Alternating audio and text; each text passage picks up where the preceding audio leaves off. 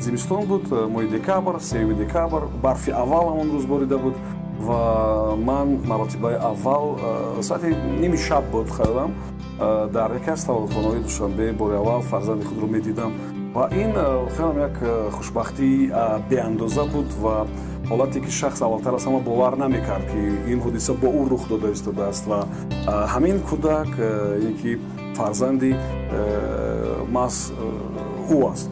хуб ҳамин гуна як эҳсоси бисёр гуворо ва ҳам эҳсоси масъулият маро ҳамон вақт фаро гирифта буд ва ҳамаш аз ин сар шуд ва фикр мекунам ки баъдтар баъди фарзандони дуюм ва сеюм дигар ба ҳамин эҳсоси гуворо мо одат кардем. ростӣ ҳар шахс пеш аз он ки тасмим мегирад ки соҳиби фарзанд шавад бояд омода бошад. мо низ шояд он қадар ба ҳадде ки масалан имрӯз имконият доштем ба ҳадди имрӯз мо имконият надоштем вале ба ҳар сурат мо рӯҳан омода будем, яъне мо масъулияти падар буданро дарк мекардем. Яъне ман медонистам ки масъулияти падар будан хеле бузург аст ва онро ҳатман бояд падар иҷро кунад ва бояд бисёр хуб иҷро кунад ва ин масъулиятерст ки онро намешавад ки бо дили нохоҳам иҷро кард ё иҷро накард. онро бояд ҳатман иҷро кард ва хуб иҷро кард ва ман аз ҳама муҳим аз ҷиҳати шояд моддӣ аз ҷиҳати дороӣ шояд ки омода набудем ба хотири он ки мо нав донишгоҳ хатм карда будем вале рӯҳан аз ҷиҳати маънавӣ ман комилан омода будам. як падари хуб бояд ҳамон гуна нишонаҳоеро дошта бошад ки падари замонавӣ дорад. ӯ бояд масъулиятшинос бошад, ӯ бояд намунаи ибрат бошад, ӯ бояд як манбаи идеяҳои ҷолиб барои фарзандонаш бошад, ӯ бояд нисбат ба ҳар дақиқае ки фарзандаш вақти холӣ дорад бетараф набошад. ин нишонаҳои падари хуб аст. Яъне аз ҳама асосӣ ин худаш бояд намуна бошад ва баъдтар бояд идеяҳои ҷолибро пешниҳод кунад ва баъдтар бояд фарзандони худро ҳатман дастгирӣ кунад. Яъне дар симои ӯ на фақат бояд як падари бисёр ҷиддӣ ва сахтгирро бубинанд, балки фарзандон бояд дӯсташонро бубинанд, рафиқашонро бубинанд, нафареро бубинанд ки метавонанд бо ӯ озодона суҳбат кунанд дар дил хоҳ мавзӯъ. ин нишонаҳои асосии падари хушбахт ва падари замонавӣ аст хеле.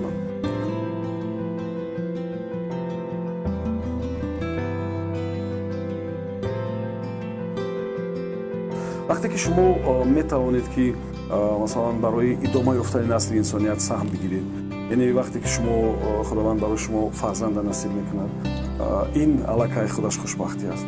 ва вақте ки шумо масалан фарзандеро тарбия мекунед ки барои ояндаи кишваратон саҳм мегузорад, фарзандеро тарбия мекунед ки аз он шумо баракат меёбед ва ин як кори ҳам савоб хоҳад буд ва ҳам як амале ки боиси гум нашудани номи шумо хоҳад буд ва ҳам як агар он фарзанди воқеан арзанда бошад ҳамеша аз шумо ба некӣ ёд мекунад ки воқеан натиҷаи заҳмату талошҳои шумоаст. ҳатто агар шумо дар қайди ҳаёт ҳам нестед, як сипосе ки барои фарзанди шумо мегӯянд, барои як амали некаш, ин барои шумо як аҷр хоҳад буд ва ҳатто роҳатон аз ин шод мешавад. яъне ки ҳамин гуна як эҳсоси бисёр хубу неку шоиста аз падар будан дар баробари масъулияти бисёр ҷиддӣ буданаш.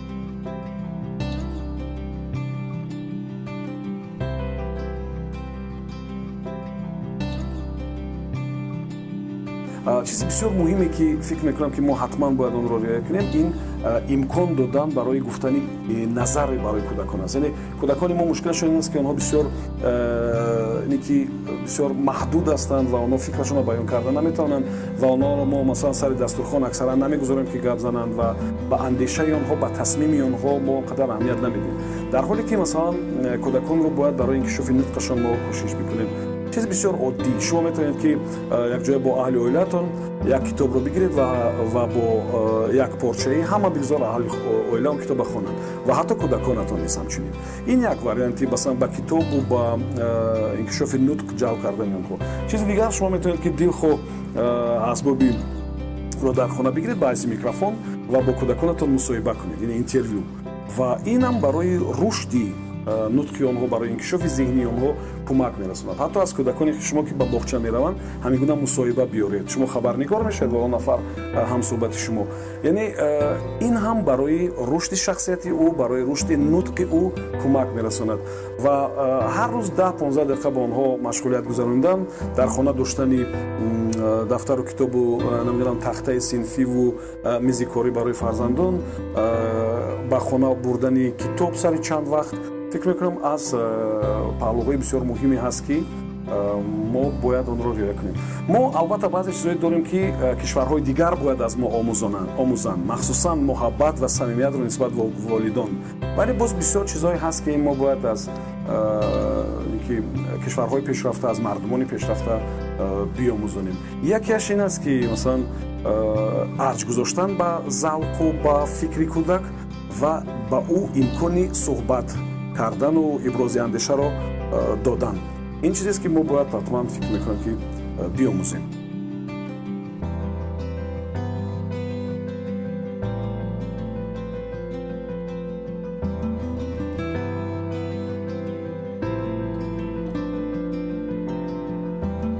барои ман беҳтарин лаҳза ин таваллуди духтарчаам аст. ҳарчанд писарчаҳои ман низ махалан дер интизор буданд, вале ба ҳар сурат таваллуди духтарча ин комилан хушбахтии дигар аст ва ман ҳамеша фикр мекунам ки ҳар нафаре ки ақаллан як духтарча дар оилаи онҳо ҳаст, намедонам якчанд ҳазор карат хушбахт аст, ба хотире ки будани духтарча дар оила, будани ман фарзанд ва махсусан духтарча дар оила, ин мақалан хушбахтии бисёр комил барои падар аст ва баъзан бисёр зиқ мешавам вақте ки мешунам ки касе аз тавлиди духтарчааш нороҳат мешавад ва ман ҳамеша ине ки интизори ҳамин лаҳзае ҳастам ки касеро бо тавлиди духтарчааш табрик бигам, ё аз эфир ё рӯбарӯ, ва фикр мекунам ки хубтарину беҳтарин лаҳзаҳо ин бо духтарчаи ман буд ва шояд ман як 5000 сурат гирифтам ӯро, шояд аз ин зиёдтар, навор сессияи суратгирӣ, намедонам ҳар сол як суруд барои духтарчаам менависам ки ин ва худам онро иҷро мекунам. Ин як гӯша, як пора аз ҳамон муҳаббати ман нисбат ба фарзандон ва махсусан нисбат ба духтарчаам аст ва манам даъват мекунам аз ҳамаи падарон биёед нисбат ба фарзандон меҳрубон мешавем, биёед кӯшиш мекунем ки барои онҳо шароити хуб фароҳам биёрем ва биёед кӯшиш кунем ки онҳо аз мо ҳам аз нуқтаи назари зеҳну андешаву дониш ва ҳам аз назарҳои дигар як қадам не, балки 10, 15, 50, 100 қадам пештар бошанд, фаъолтар бошанд, муосиртар бошанд ва беҳтар бошанд. биёед барои ҳамин кӯшиш мекунем.